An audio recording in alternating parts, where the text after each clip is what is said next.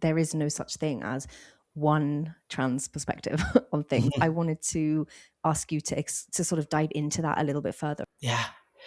I think for cisgender folks who are just starting on their journey of understanding, they might see trans as one thing, when in fact it's actually an umbrella term for quite a range of different identities.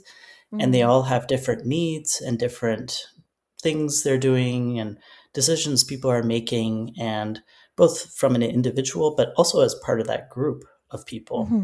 So we have most people think when they think of trans, they think of trans men and women, so the binary aspects of those identities.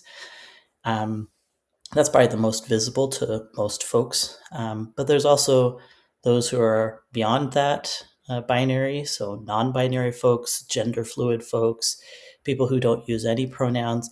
So there's a lot going on underneath this broad umbrella. And sometimes organizations just listen to one individual and say it's a trans woman, which is really important.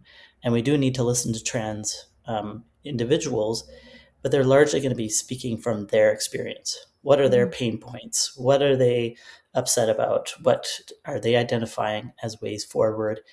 And they might actually have opinions about the other part of the spectrum or the community, right? And some of those are informed and others are not as informed.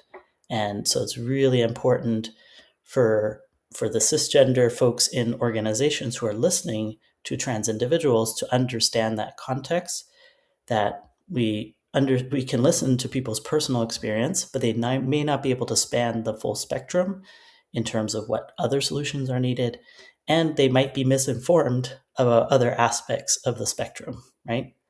So especially trans binary folks, not to call out my own people as a trans man, but we can sometimes have ill-informed thoughts, opinions, perspectives on non-binary folks that we are spouting in a workplace context that makes it more difficult for non-binary folks, as an example, right? And so I think that's where, rather than organizations asking, what do trans people need?